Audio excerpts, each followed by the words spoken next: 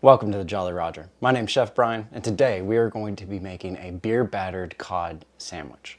So let's get started with our batter first.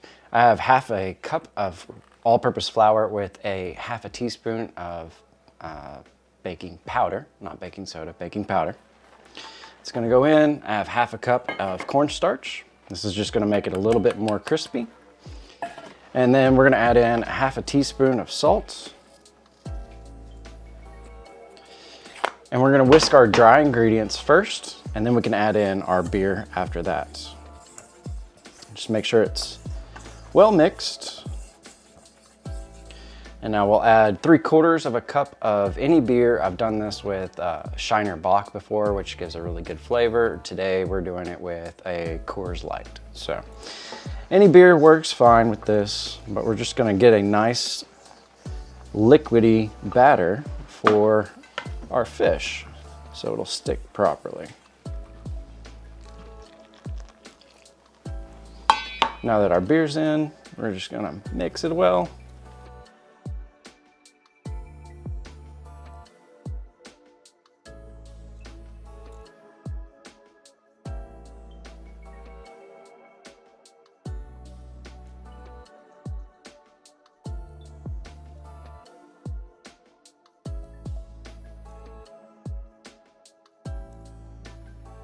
Our batter is mixed thoroughly, and you're gonna want a pancake type of consistency. So we have that here. And this is gonna get covered and rest for 20 minutes or so. And we're gonna mix a sauce in the meantime with that. So let's get this out of the way, and I'll bring you back for the sauce. Now we got our sauce. I have 3/4 of a cup of our mayonnaise. I'm using Duke's today. Hellman's is fine. QP mayonnaise is fine for this. I have half a teaspoon of Worcestershire sauce mixed with a teaspoon and a half of distilled vinegar.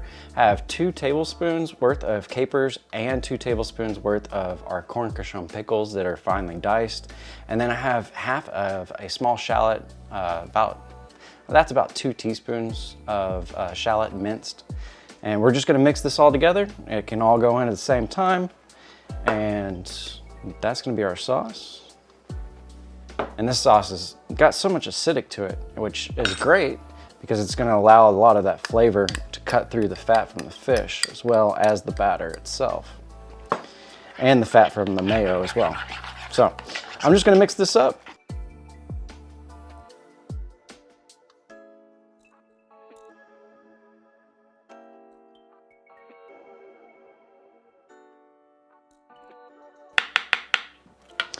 All right, our sauce is thoroughly mixed. The consistency is great.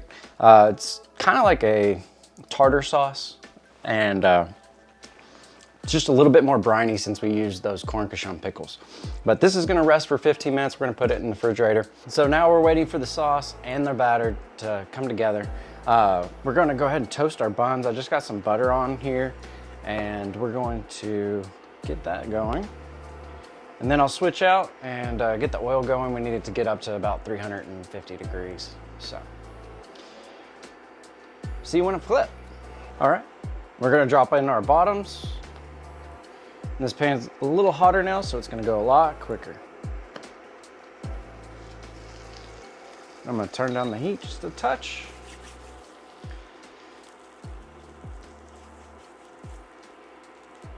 Hope y'all are staying warm.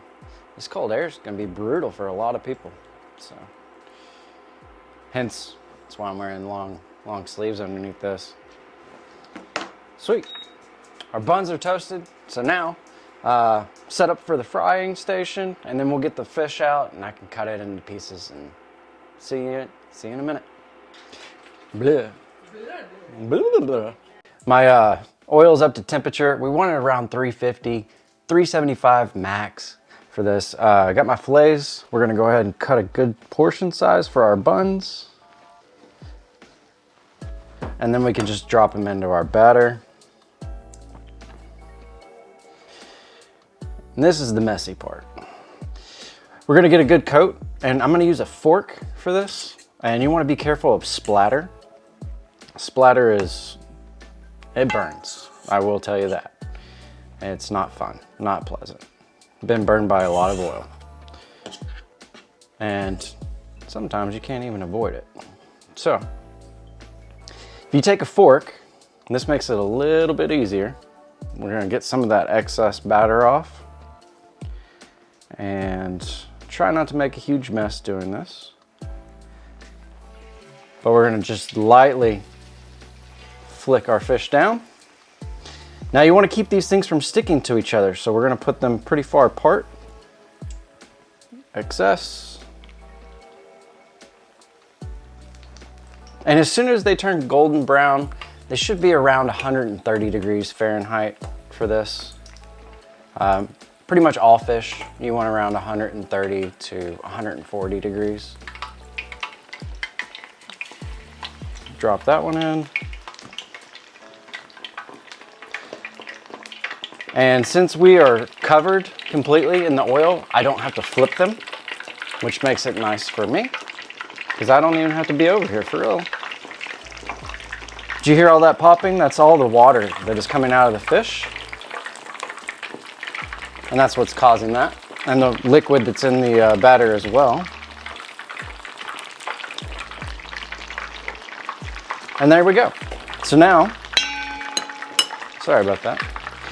Now we just kind of wait. I have a spider. This metal thing right here is called a spider.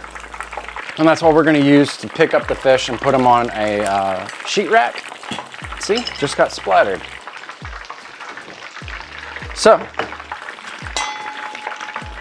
I'll bring you back in a few minutes when we are done cooking. It's only gonna take maybe 5-6 minutes. Sweet. It really did get splattered.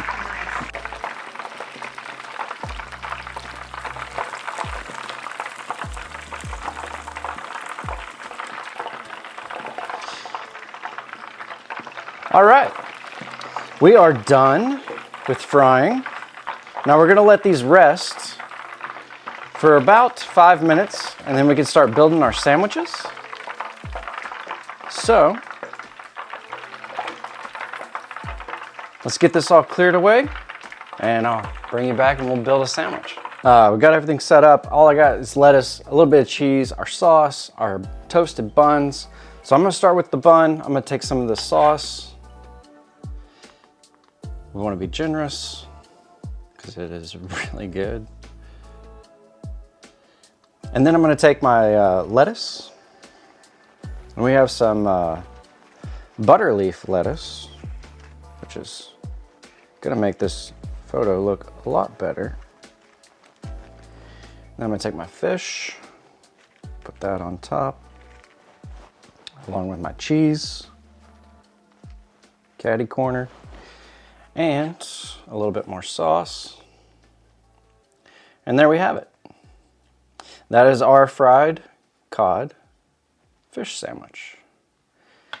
And it's way better than the fish sandwich you get at McDonald's, I can tell you that. So, we're gonna take a picture of this, and then we'll do a taste test. Well, all right, there you have it. Lynn already took a bite of hers, but couldn't wait. Couldn't wait. So, here we are. Let's give it an old good college try.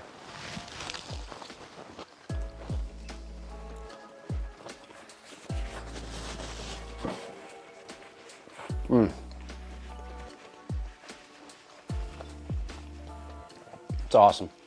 Anyway, I hope you give this a try, and let us know what you think about it. So if you like, comment, share, subscribe, you know, all that YouTube jazz, and we'll see you next week. Take care.